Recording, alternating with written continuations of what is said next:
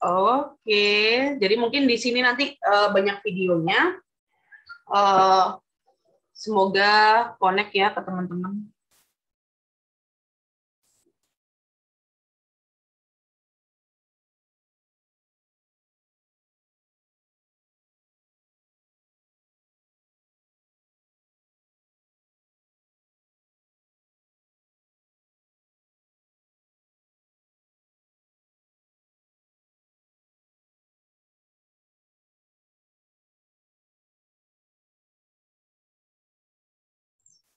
Oke, Bismillah. Semoga saya nggak keluar lagi. Ya. Sudah kelihatan kan PPT-nya? Sudah, Bu. Oke. Baik, hari ini topiknya Environment Support in Nutrition Education. Jadi, kita mulai dari ingat bahwa dalam pendidikan gizi ada banyak hal yang dapat mempengaruhinya. Dari policy and system, kemudian dari settingnya, dari interpersonal, saya mengingatkan kembali ya, dan dari individualnya. Ya, untuk hari ini kita akan membicarakan lebih ke settingnya. Jadi gimana setting dan policy sih. Jadi kebijakan dan sistem di sekitar lingkungan kita, di sekitar kita atau sasaran kita itu akan mempengaruhi pendekatan dari pendidikan gizi itu sendiri, baik dari institusi, organisasi maupun komunitas. Ya, oke. Kemudian kalau dari policy and system ini lebih ke arah bagaimana kebijakan-kebijakan dari pemerintah, kemudian bagaimana terkait media, bagaimana pula terkait program-program pendampingan kayak gitu yang diselenggarakan oleh pemerintah. Oke, jadi ini bentar. Nah, jadi sebelum ke setting dan policy itu ada terlebih dahulu interpersonal level. Ya, jadi dalam interpersonal level itu nanti ada social network, kemudian social roles and norms, yaitu jadi peran sosial dan norma sosial, dan bagaimana peran dari keluarga, teman, dan yang lainnya. Nah, di sini itu adalah apa ya?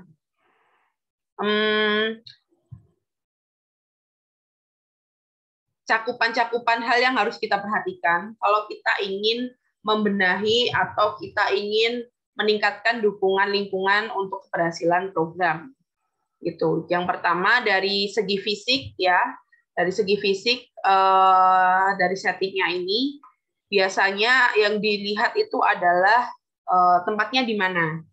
Apakah di rumah, apakah di tempat kerja, apakah di sekolah, di childcare. Jadi childcare itu kayak apa namanya pelayanan anak, semacam PAUD kayak gitu-gitu. Kemudian, sebentar ya. Kemudian dari komunitas atau dari restoran atau mungkin kita mau membenahi dari segi outlet fast food-nya gitu.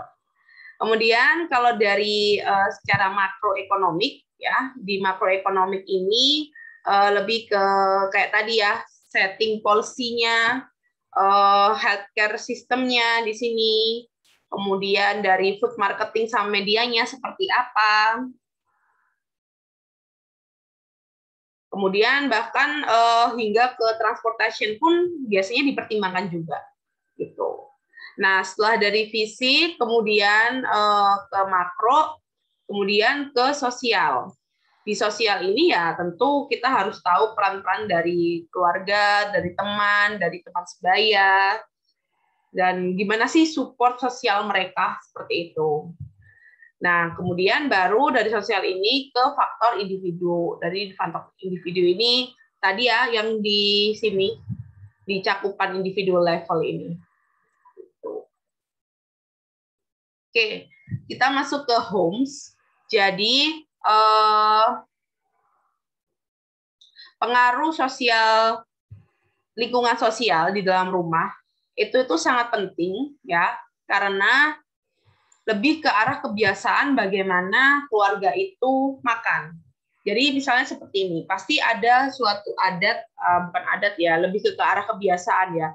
Kalau saya misalnya di Jawa ya, di Jawa itu bapak atau ayah atau papa atau kepala rumah tangga atau orang yang mencari makan itu ketika ibunya masak ayam gitu ya, itu dia akan diberikan bagian yang paling enak atau bagian yang paling banyak dagingnya. Sedangkan untuk anak-anak yang kecil gitu ya, yang nggak kerja, yang apa namanya di rumah nggak ngapa-ngapain, ibaratnya kayak gitu, itu dapat yang paling minim. Misalnya seperti kepala, ceker, terus apa namanya sayap gitu-gitu. Jadi dapat yang paling rendah kualitasnya. Gitu. Nah itu akan mempengaruhi gitu ya apa namanya kebiasaan itu nanti ke kesehatan mereka seperti itu. Nah, selain itu juga lebih ke arah pemilihan makanannya. Jadi pasti kan ada keluarga yang dia itu mengupayakan untuk memasak sendiri, gitu ya. Untuk memasak sendiri, ada lagi yang ya pokoknya asal masak atau beli di luar atau yuk kita makan di luar di restoran dan yang lainnya.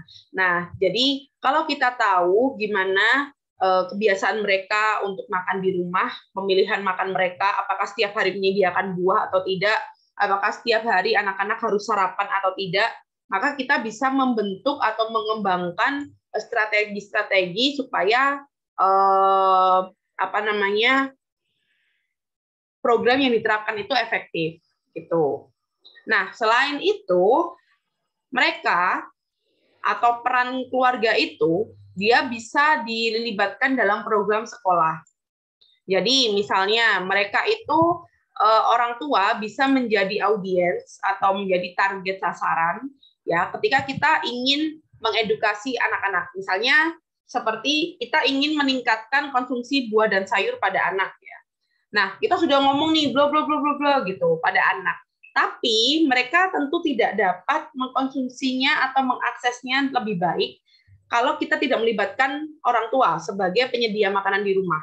Jadi kita juga harus dong bilang ke orang tua bahwa buah sayur itu gini-gini menyediakannya gini-gini. Nah, akhirnya setelah orang tua aware, mereka tentu akan menyediakan buah dan sayur di rumah dan itu akan membuat anak-anak itu menjadi lebih, oh aku dapat nih ilmu tadi Bu soal buah dan sayur gitu. Aku mau makan buah gitu, aku mau makan sayur gitu. Jadi ada kesinambungan di sana gitu.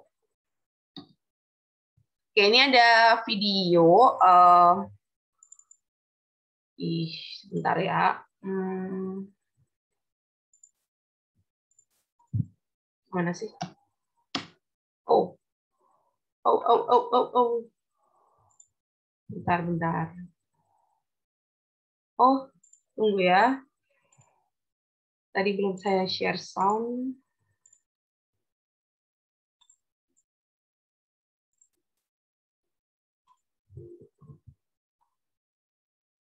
Duh, kenapa sih ini? Ini yang tampak PPT atau web ya? Oh, ya, oke saya iniin aja di sini ya. Oke, sekarang ini ya web ya. Plenty of opportunity. Oke. Ya.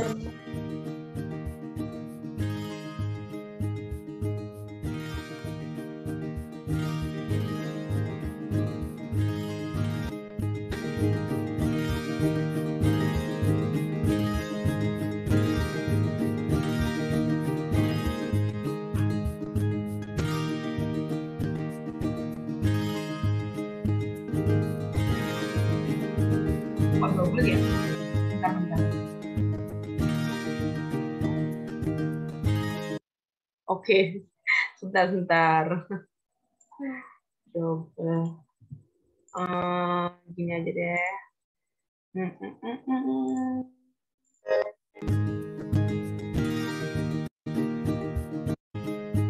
Jadi ini itu gimana sih peran pendidikan gizi itu untuk di sekolah. Jadi suatu visi yang baru tentang school-based food and nutrition education.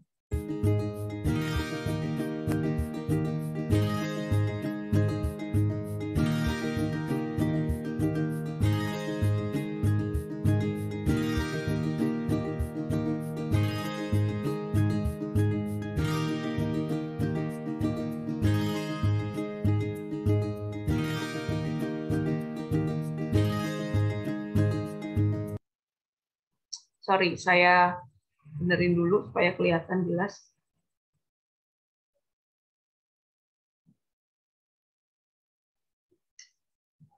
Oh, sinyal, sinyal.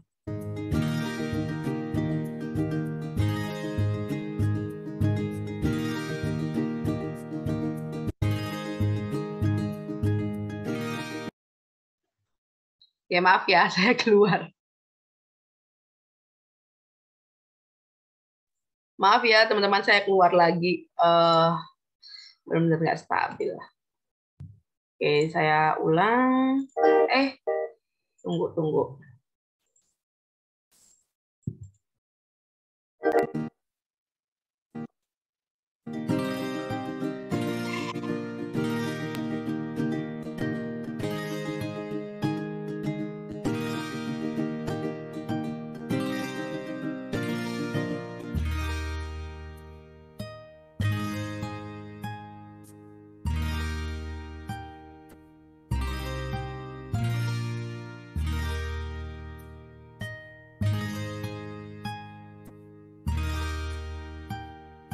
Ya, jadi intinya di beberapa, jadi FAO itu meminta untuk sekolah-sekolah dasar itu membuat suatu program atau kebijakan di sekolah itu supaya mereka ada kayak bikin real setting untuk bikin garden school, kemudian untuk school meal, jadi makan bersama, kemudian punya kebun di sekolah, merawatnya bersama, terus memanennya bersama-sama. Maka di situ mereka akan lebih aware bahwa oh aku terlibat loh di sini sebagai misalnya yang nanam sawi gitu, yang nanam wortel gitu. Jadi mereka akan lebih antusias untuk mengkonsumsi buah dan sayur. Tapi memang ini membutuhkan advokasi dan komitmen secara politik gitu. Jadi program ada, tapi kesinambungan atau supaya dampaknya itu terus jalan gitu, itu yang selalu menjadi permasalahan. Nah, ini melibatkan banyak sektor ya dan kebijakan. Kemudian ini juga harus membangun kapasitas sistem gitu. Jadi kapasitas sistem itu kayak misalnya ada program gizi anak sekolah, Progress namanya. Dulu diinisiasi tahun 2015 kalau nggak salah. Nah, itu salah satu pilot project di NTT. Nah, di sana itu programnya adalah anak-anak diajak untuk makan sarapan bersama. Jadi mereka ke sekolah, kemudian mereka makan bersama. Nah, siapa yang masak? Yang masak adalah ibu-ibu, mama-mama yang ada di sekitar sekolah. Jadi mereka memang diberdayakan untuk membuat makanan untuk anak-anak di sekolah seperti itu. Jadi itu merupakan pengoptimalan kapasitas sistem yang ada di sekitar. Termasuk suplai-suplai atau yang ngirim-ngirim makanan, maksudnya kayak beras, sayur, dan yang lain-lain, itu ya orang-orang sekitar memang.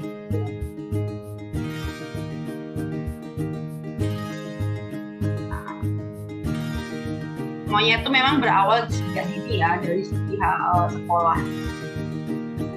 Oke, ini video 1, kemudian nih ada video lagi. Jadi ini healthy school environment, gimana lingkungan di sekolah sehat itu bisa menjadi salah satu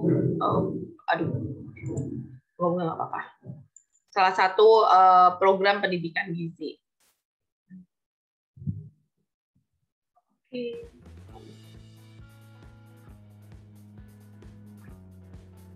School nutrition environment refers to the foods and beverages that are available to students throughout the school day as well as information and messages about food and nutrition that students encounter on school grounds. Oke, jadi sebelumnya tadi itu kan ada diagram ya. Oke, jadi sebentar saya gedein size-nya. Nah, jadi di sini kita bisa lihat teman-teman bahwa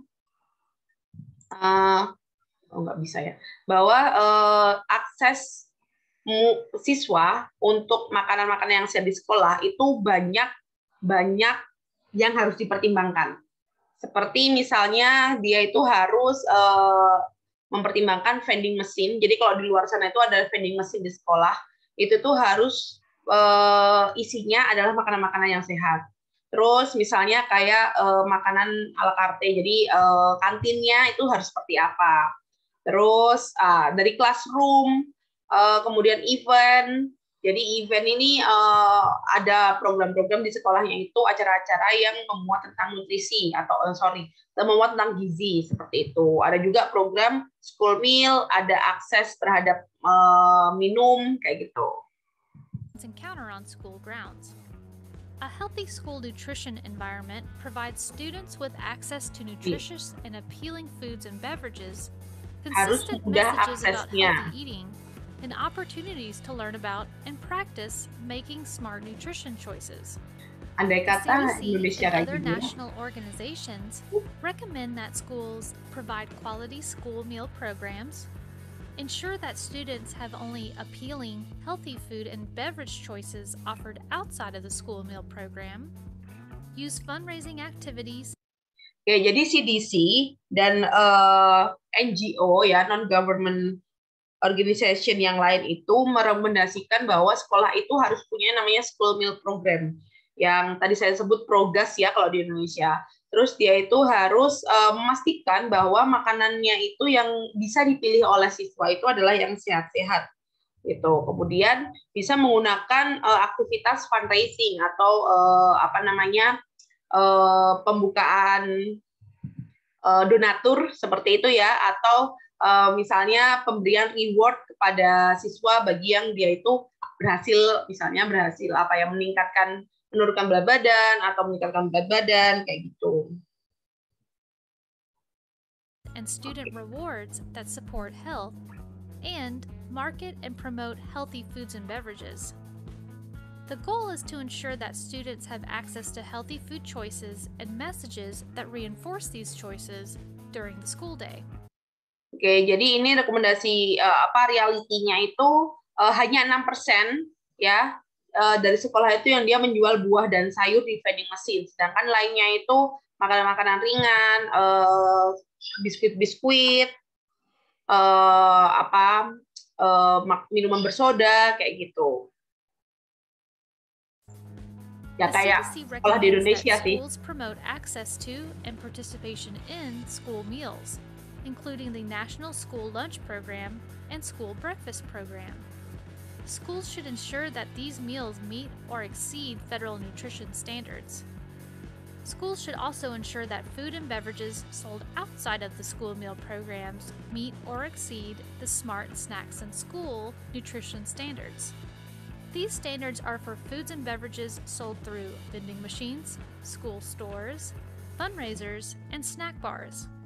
These items are sometimes referred to as competitive foods because they can compete with participation in the school meal programs. Although the Smart Snacks standards do not address foods and beverages served for student rewards or school celebrations, some states, school districts, and schools have established additional nutrition standards for these items. The CDC recommends that schools encourage healthy options be made available for school parties, celebrations, and other events. CDC encourages schools to provide students with access to drinking water throughout the day. In addition to having water made available, schools should provide opportunities for students to learn about healthy eating through nutrition education classes and other programs including school gardens and farm-to-school activities. Schools can ensure that students receive consistent messages about healthy eating by only marketing and promoting. Itu loh, macam mama enggak ini.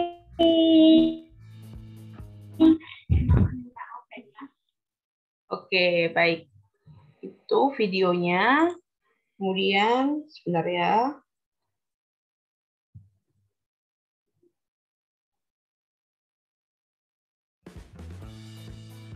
Oke, sorry.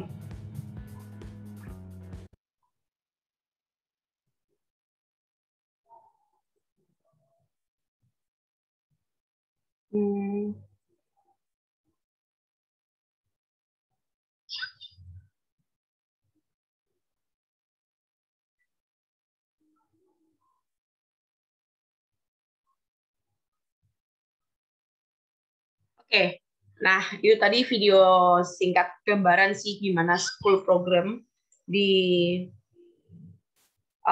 sana, di luar sana. Baik, ini terkait social network and social support.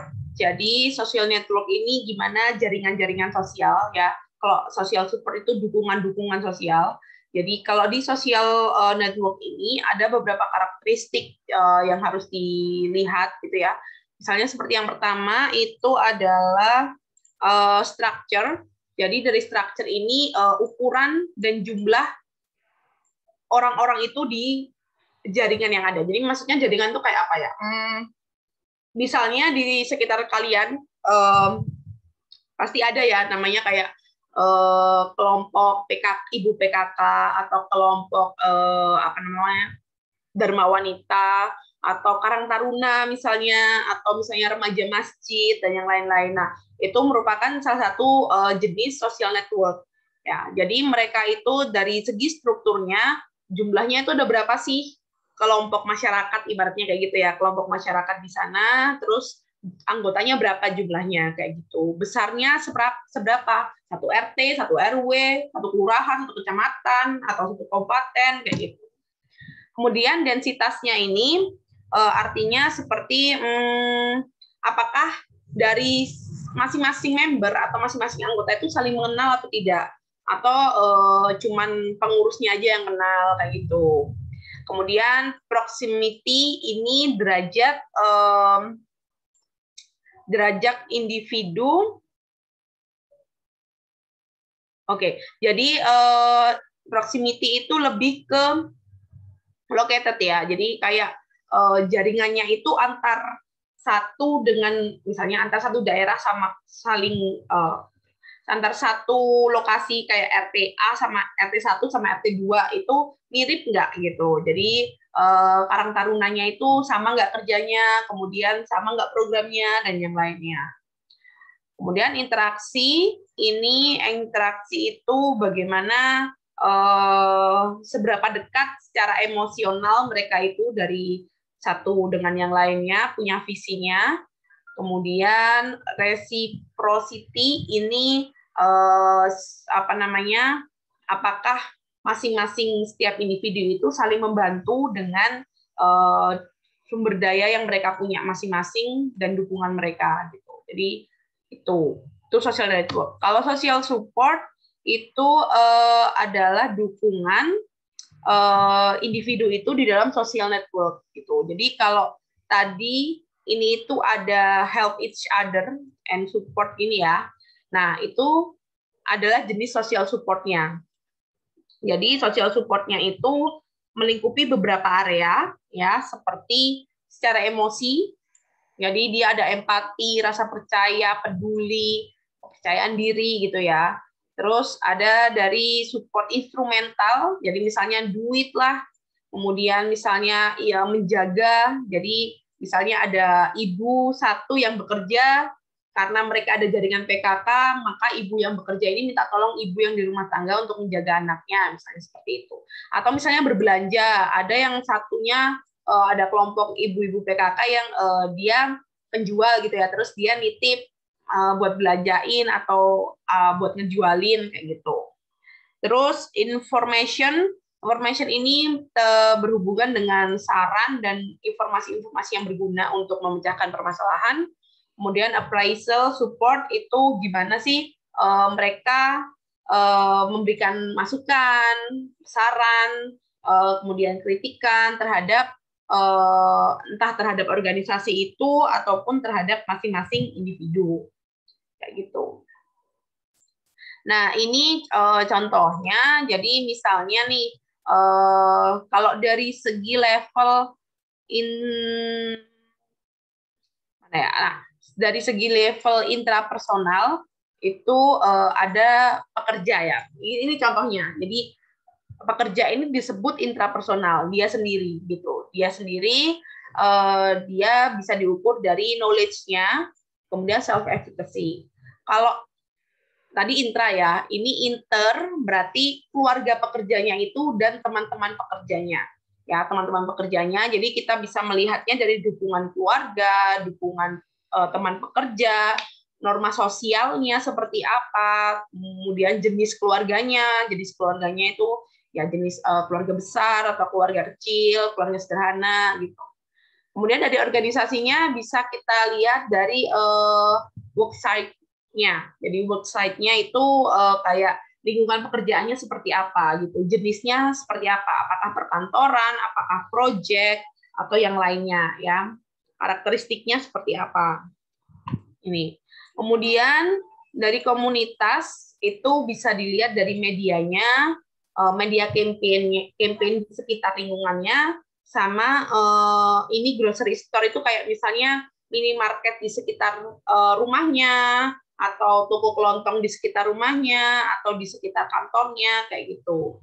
Jadi ada kepedulian atau aware terhadap campaign-campaign dari grocery store. Jadi kalau misalnya kebanyakan adalah minimarket siap saji, misalnya banyakkan fast food ya di sekitar kantornya, ya bisa besar kemungkinan dia akan lebih terpapar konsumsi fast food dibandingkan makan makanan rumahan. Itu. Terus, oke, dari tadi homes ya, homes, kemudian ini masuk ke community level activity. Jadi di community level activity ini,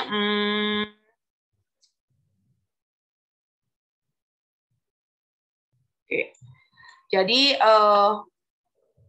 bagaimana karakter dari komunitas itu bisa mempengaruhi ya kemampuan mereka untuk mengidentifikasi, untuk bergerak, dan untuk terkait permasalahan kesehatan ya.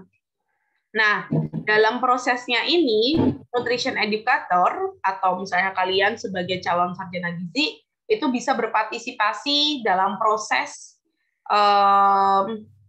untuk meningkatkan kapasitas komunitas gitu. Jadi kalian sebagai nutrition educator itu apa ya, kayak kalau zaman sekarang itu kayak ngomporin gitu ya, ngomporin komunitasnya itu untuk yuk kita harus melek tentang gizi gitu, kita harus melek tentang kesehatan gitu. Caranya ini misalnya kayak gitu ya. Kemudian ya, jadi sebagai nutrition educator juga bisa mengumpulkan aksi-aksi. Kita bisa aksi ini, sistemnya gini, supaya mereka dengan kita dan mereka bisa membuat suatu perubahan gitu untuk lingkungan di sekitarnya. Oke. Ya.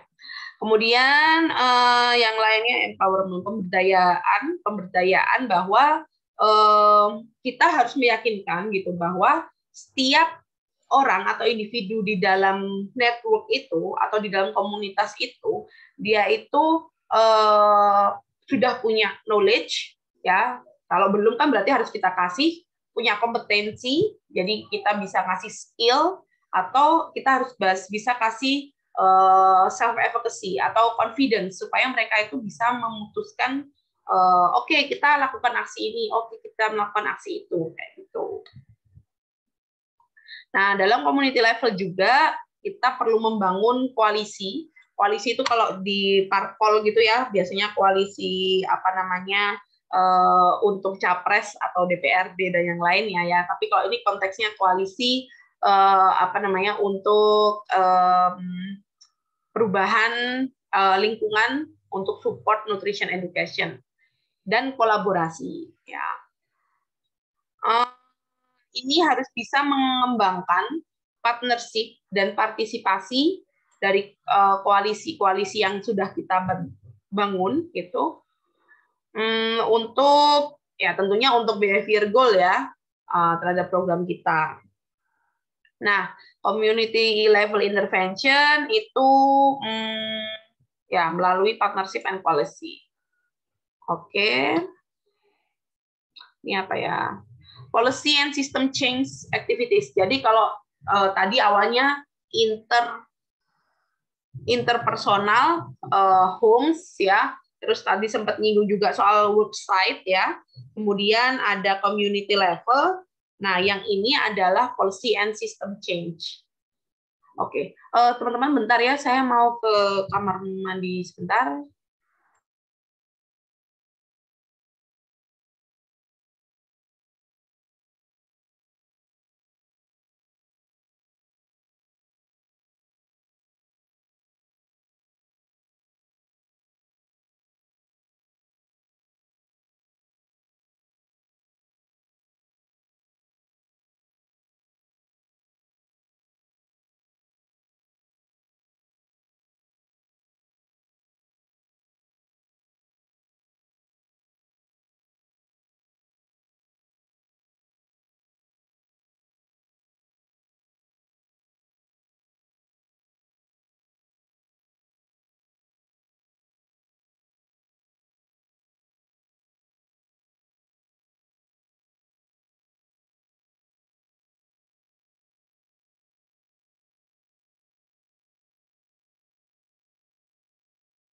Nggak jadi. Bentar lagi deh. Baik, saya lanjutkan. Jadi adanya perubahan pada sistem dan policy. Ini biasanya, ini ada hubungan antara edukasi atau pendidikan, lingkungan, policy and system. Jadi kalau edukasi itu kombinasi pakai antara teori ya dan strategi kita. Jadi strategi kita adalah berdasarkan dengan teori itu untuk meningkatkan awareness atau ini ya untuk menekankan atau untuk mendukung, memberikan motivasi-motivasi gitu. Kemudian kalau environmental ini hubungannya adalah suatu perubahan yang kita coba untuk membuat supaya dia itu bisa mendukung perubahan behavior. Oke, ini policy and regulation itu dapat memastikan atau menjamin suatu performa ya yang menyenangkan, bahwa kita bilang ini itu perubahan ini itu bisa jadi sulit gitu karena ada social pressure di sana. Cuman pasti bisa ya karena memang mereka bekerja bersama. Jadi ada motivasi juga di sini ya. Oke. Dari organisasi level, jadi kalau ini adalah ini masih gambaran umum ya. Kalau yang ini itu adalah organisasi level, itu misalnya seperti sekolah, kemudian seperti workplace, ya. Jadi di sekolah itu mereka ada kebijakan-kebijakan terkait vending mesinnya, school store-nya, kafetarianya, gitu. Jadi kayak kita sering ya teman-teman tahu ada kayak kantin sehat atau kantin kejujuran kayak gitu-gitu. Jadi itu merupakan bentuk-bentuk kebijakan yang ada di sekolah.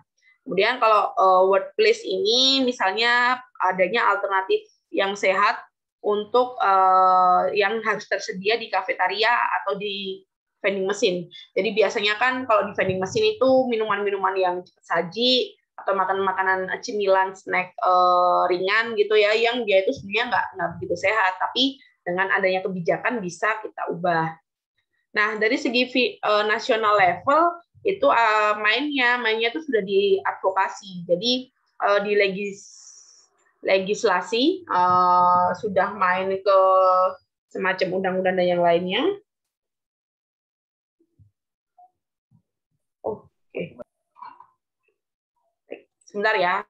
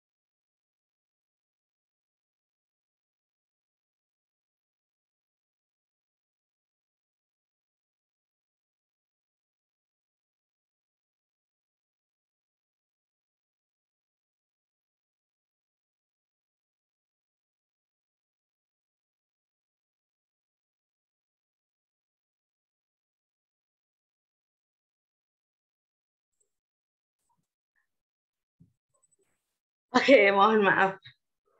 Yuk, mari kita kembali lagi. Oke, nasional itu tadi ya, mainnya sampai ke sana. Terus, nah, ini adalah strategi bagaimana meningkatkan support, dukungan dari environmental sama policy untuk aksi behavior change. Oke.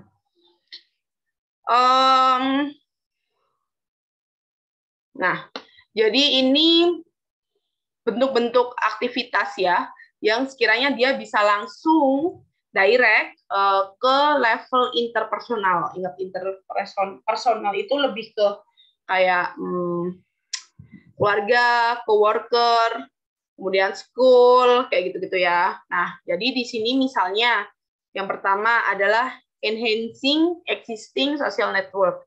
Jadi kita harus membangun suatu jaringan sosial yang ada di sana. Jadi misalnya, contohnya adalah kita bisa membuat ada kerjasama antara orang tua dengan pegawai di sekolah. Gitu. Jadi misalnya kayak orang tua bikin menu gitu ya, terus nanti pegawai atau tempat kerja yang bikin di kafetaria itu menyediakan makanan-makanan sesuai dengan menu itu. Jadi ada kerjasama kolaborasi di sana.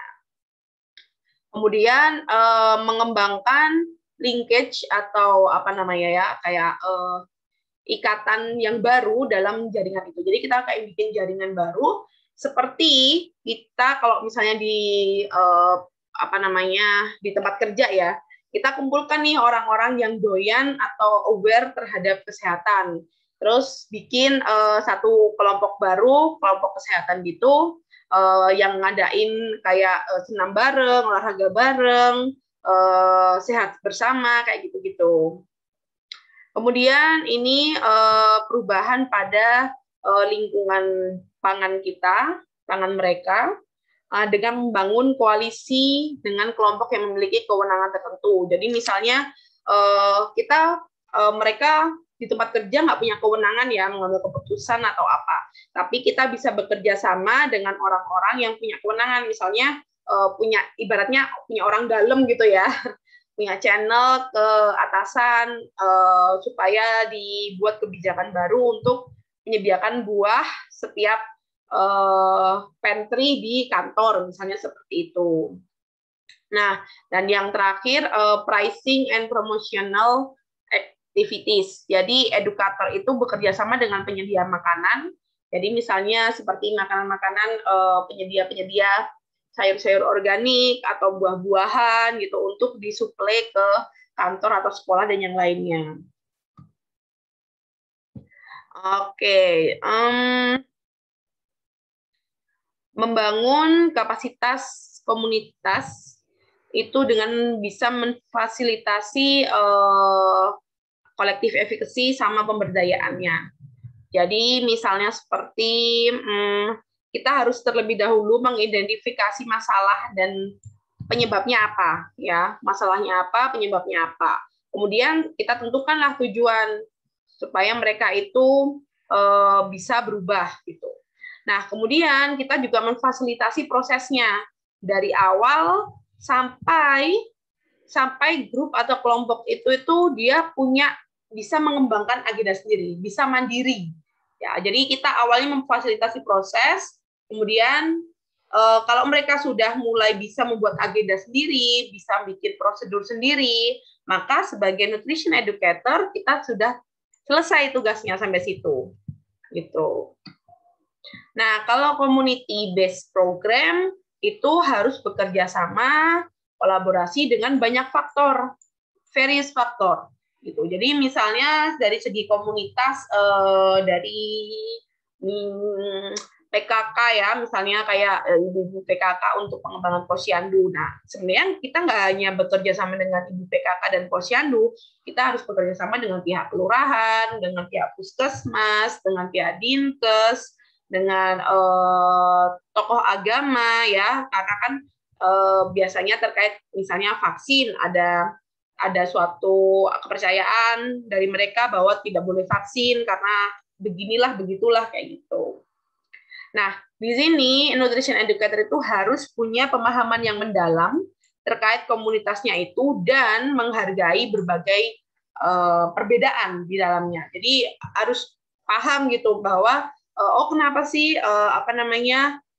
tetua itu tidak menganjurkan atau melarang ini, kenapa menganjurkan itu dan yang lainnya. Nah, ini adalah salah satu bentuk aktivitas di mana sekitar kita itu punya banyak informasi, ya. Kita bisa membuat lingkungan sekitar kita itu dipenuhi oleh informasi, misalnya terkait gizi. Kalau kita lihat di sini, misalnya di sini ada kantin, dia itu meskipun hanya sekedar poster-poster aja atau hiasan dinding ya, sayur, kemudian buah dan yang lain, ini itu sudah eye catching untuk tahu bahwa kamu hari ini belum makan sayur loh kayak gitu. Nah, kemudian di sini ada di FKM UI ya, ada tangga di mana tangganya ini itu kasih informasi nih dengan menaiki tangga ini, stair climbing itu membakar lebih banyak kalori dibandingkan jogging. Kemudian dengan naik tangga itu menurunkan resiko stroke. Dengan naik tangga ini meningkatkan kesehatan jantung dan yang lainnya. Tuh. Kemudian ada juga ini di tangga juga supaya ini himbauan naik tangga itu lebih sehat daripada naik lift gitu. Misalnya seperti ini, satu kali tangga ini itu 1 kalori kurang lebih. Kemudian naik tangga ini lagi kurang lebih 1,5 kalori dan seterusnya sampai ke atas gitu. Dengan ada informasi ini naik tangga lebih sehat, kemudian kesehatan kita, pilihan kita, semangat naik tangga kayak gitu. Ya. Nah, ini adalah kesediaan workplace untuk makanan-makanan yang sehat itu dapat mempengaruhi gizi pada pegawai ya. Ya, caranya dengan seperti apa? Jadi caranya itu, bentar ya, nggak kelihatan nih. Oke, dengan ini, pertama menyediakan pilihan-pilihan makanan yang sehat di dalam vending machine, dalam kafetaria, di snack bar. Snack bar itu kayak pantry gitu ya. Kemudian common area di tempat meeting. Jadi kalau misalnya di mana ya? Oh, ini. Jadi dulu itu ketika saya S1 bukan S1. Apa ya? Oh, ini ingat. Ketika saya ada suatu penelitian di Batu Malang, itu mereka itu awalnya pada tahun-tahun awalnya itu mereka belum ada kebijakan bahwa setiap kali rapat snacknya itu harus buah atau makanan-makanan lokal gitu ya. Nah, jadi makanannya roti, kemudian sesuatu yang bergula, berminyak kayak gitu. Nah, setelah itu ada kebijakan, setelah beberapa bulan itu ada kebijakan bahwa setiap kali rapat itu harus menyediakan buah, harus menyediakan air putih, tidak boleh teh atau kopi gitu ya, air putih. Kemudian dengan makanan-makanan lokal, jadi seperti umbi-umbian, kacang, dan makanan lokal lainnya kayak gitu. Jadi itu suatu bentuk ya, suatu kebijakan bahwa mereka itu bisa mengkonsumsi meskipun mereka hanya di kantor, seperti itu. Mengkonsumsi sesuatu yang sehat meskipun hanya di kantor. Nih ya, seperti event-event holiday parties gitu. Kemudian bisa juga ini membangun garden market di mana lokal farmer atau petani lokal dan yang punya pembibitan gitu ya bisa datang ke tempat kerja dan menjual produk-produk mereka. Jadi nggak ada lagi tuh alasan ibu-ibu yang di kantor gitu ya untuk tidak bisa menyediakan buah dan sayur yang sehat untuk di rumah gitu. Jadi mereka bisa membelinya itu di kantornya mereka. Nah, ini juga ada di Batu Malang. Jadi mereka setiap hari Jumat itu ada petani-petani dari sekitar lokal itu emang dikasih stand oleh pegawai Pemkot ya, oleh Pemkot. Kemudian mereka berjual di sana dan setiap hari Jumat itu kayak jadi pasar rakyat gitu di situ. Nah, kemudian pilihan makanannya itu kalau bisa selalu dilabelin dan diberikan tanda bahwa ini itu loh makanan sehat gitu. Jadi kalau sekarang itu di botol atau di makanan-makanan snack, coba kalian nanti jalan-jalan misalnya ke Alfamart, Indomaret atau Mart-Mart yang lain gitu ya. Nah itu apa namanya? Coba lihat di kemasannya itu apakah ada tanda centang hijau atau tidak. Jadi centang hijau itu kalau sekarang oleh BPOM dijadikan sebagai suatu tanda bahwa ini loh direkomendasikan karena ini merupakan makanan yang dianjurkan karena dia sehat gitu dibandingkan dibandingkan jenis minuman yang lain. Jadi misalnya kayak susu itu dianjurkan lebih sehat dibandingkan, jadi dia ada centang hijaunya. Sedangkan kayak minuman bersoda gitu atau minuman yang manis-manis gitu itu nggak ada tanda centangnya karena tidak dianjurkan gitu. Itu sih. Lalu ada juga suatu teknik marketing yang bisa dipakai untuk mempromosikan diet yang sehat dan pilihan makan. Jadi kalau di teknik marketing itu ada namanya produk, placement, promotion, sama price.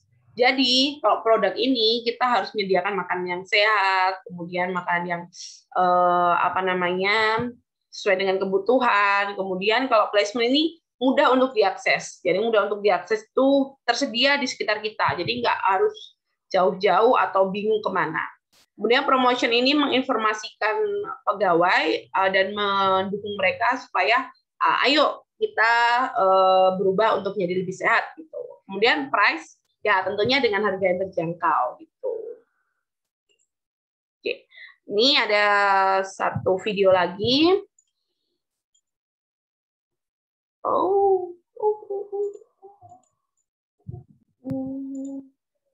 Nah ya, ini.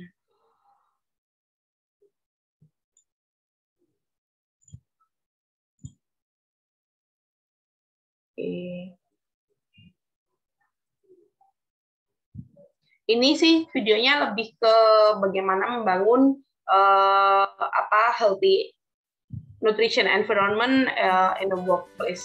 88% of Canadians say that healthy eating is important to them, yet Canadians still aren't eating well. Nah, ini ceritanya adalah pegawai-pegawai di Kanada, gitu ya, Canadian. Jadi mereka itu bilang kalau kayaknya terlalu cepat ya.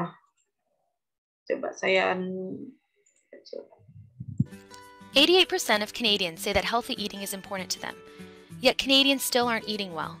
In fact, less than 1% follow Canada's food guide, leading to increased rates of nutrition-related chronic diseases, like type 2 diabetes and heart disease. Most employed Canadian adults spend at least 60% of their waking hours at work and eat at least one meal at their place of employment. This makes workplaces an ideal setting to promote healthy eating. Ya, ini sama sih sepertinya kondisinya di Indonesia juga. Hampir sebagian besar mereka kegiatannya adalah di tempat kerja ya, sama seperti anak sekolah. Jadi setidaknya mereka pasti mengkonsumsi one meal, jadi kayak 1 kali waktu makan, misalnya makan siang gitu ya di tempat kerja. Gitu. Jadi ini adalah suatu hal yang berpotensi untuk mempromosikan healthy eating. Optimal nutrition is essential for the overall health, vitality, and productivity of employees. Productive and healthy employees are a business's greatest asset. This is why healthy eating makes good business sense.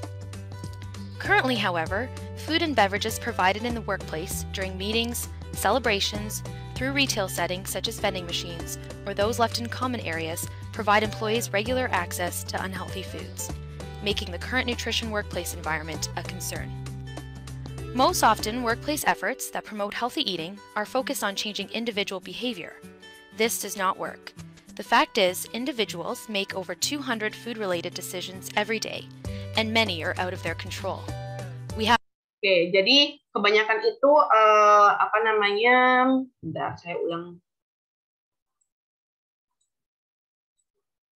Kebanyakan itu workplace itu berupaya untuk mempromosikan perubahan makan yang baik itu pada individu gitu. Jadi pada perseorangan gitu. Jadi bukan bareng-bareng gitu, bukan ayo bareng-bareng bersama, enggak, tapi ke kamu gitu, bukan ke kita atau kalian kayak gitu.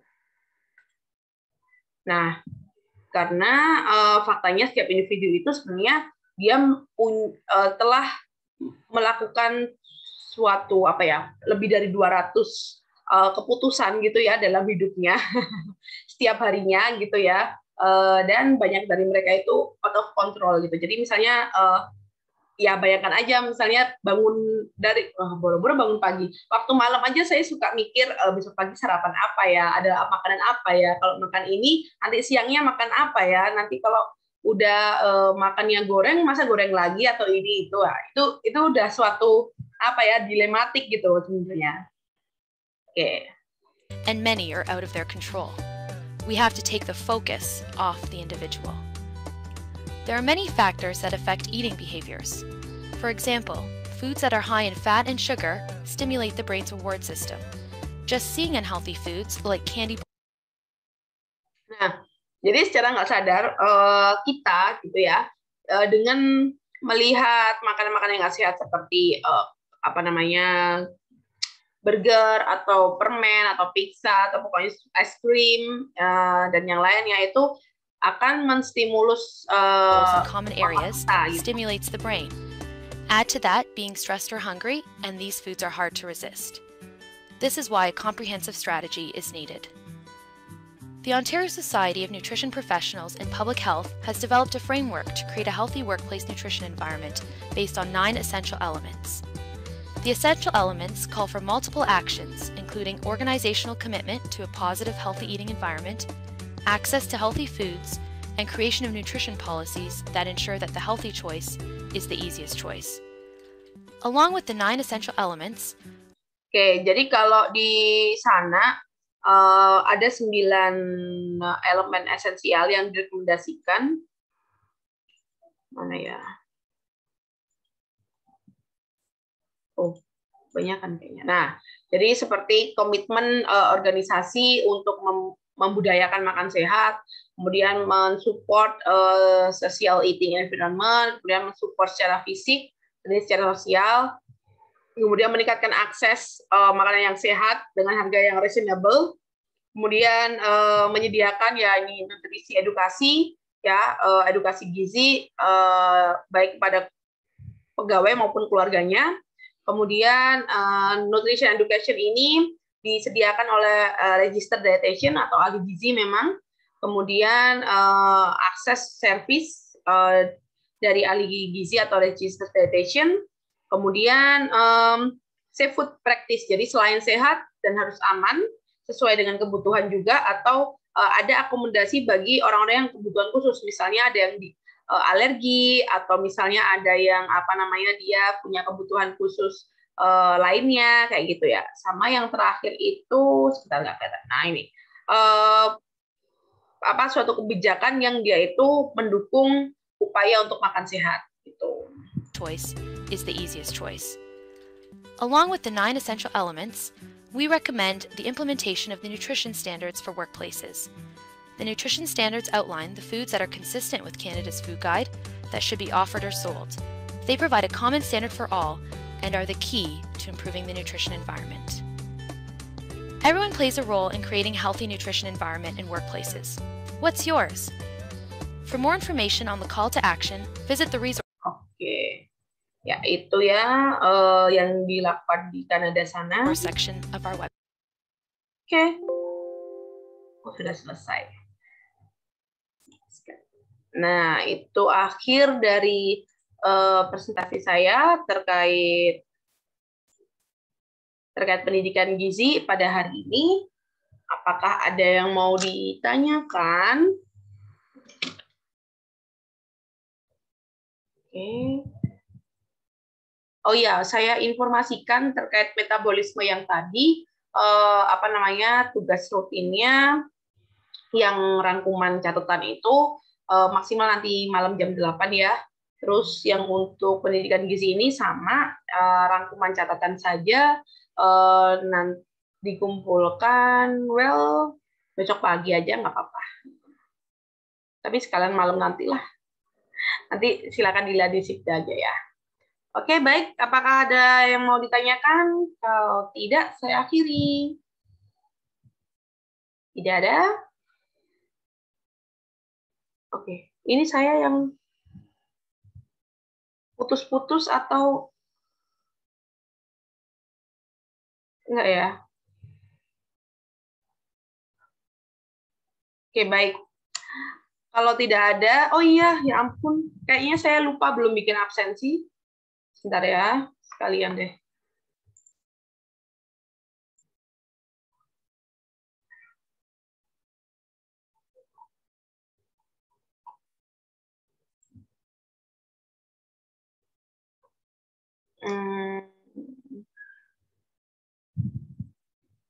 Oke, baik. Kalau tidak ada yang ditanyakan, ini saya nanti bikin absensi untuk pertemuan hari ini. Minggu depan dengan saya lagi. Oke, itu aja mungkin. Saya tutup ya. Ya, Bu. Oke, baik. Terima kasih atas perhatiannya. Mohon maaf bila ada salah kata. Saya akhiri pertemuan hari ini. Wassalamualaikum warahmatullahi wabarakatuh. Selamat sore semuanya. Waalaikumsalam warahmatullahi wabarakatuh. Selamat sore. Selamat sore. Terima kasih, Bu. Assalamualaikum warahmatullahi wabarakatuh.